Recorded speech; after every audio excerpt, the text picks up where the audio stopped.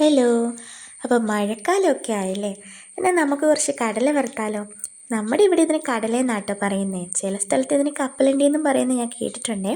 അപ്പോൾ നിങ്ങളുടെ നാട്ടിൽ ഇതിന് എന്താ പറയുന്നതെന്ന് താഴെ കമൻറ്റ് ചെയ്യണേ.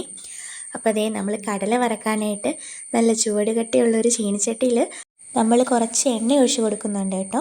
എന്നിട്ട് ആ ചട്ടിയിലേക്ക് നമ്മൾ എല്ലാ ഭാഗത്തും എത്തുന്ന പോലെ അതൊന്ന് ചുറ്റിച്ച് കൊടുക്കണം. വളരെ കുറച്ച് എണ്ണ മാത്രമേ നമ്മൾ ചേർക്കുന്നുള്ളേ.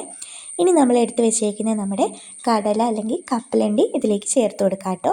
എന്നിട്ട് ഇതാ ഇങ്ങനെ കൈവിടാതെ ഇങ്ങനെ ഇളക്കിക്കൊണ്ടിരിക്കണേ. ഇങ്ങനെ നന്നായിട്ട് ഓൾമോസ്റ്റ് ഒരു 5 മിനിറ്റ് നമ്മളിങ്ങനെ ഇളക്കി കൊടുക്കണം. ഒരു 5 മിനിറ്റൊക്കെ കഴിയുമ്പോൾ നമ്മൾ അതിലേക്ക് ആവശ്യത്തിന് ഉപ്പ് ചേർത്ത് കൊടുക്കാം കേട്ടോ.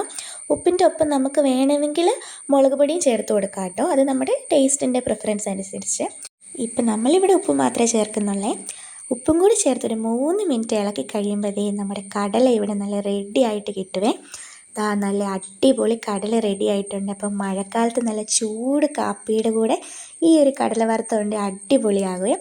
അപ്പോൾ അടുത്ത ദിവസം ഈ കടല വറുത്തത് പോലെ തന്നെ ഒരു നൊസ്റ്റാൾജിക് ഐറ്റം 4 മണിക്കൊക്കെ ഇങ്ങനെ കുറിക്കാൻ പറ്റുന്ന ഒരു അടിപൊളി, എല്ലാവർക്കും നൊസ്റ്റാൾജിയ വരുന്ന ഒരു ഐറ്റം ഞാൻ കാണിക്കുന്നുണ്ട്. അപ്പോൾ അത് കാണാനായിട്ട് എല്ലാവരും നമ്മുടെ ചാനലൊന്ന് സബ്സ്ക്രൈബ് ചെയ്ത് സപ്പോർട്ട് ചെയ്യാൻ മറക്കല്ലേ.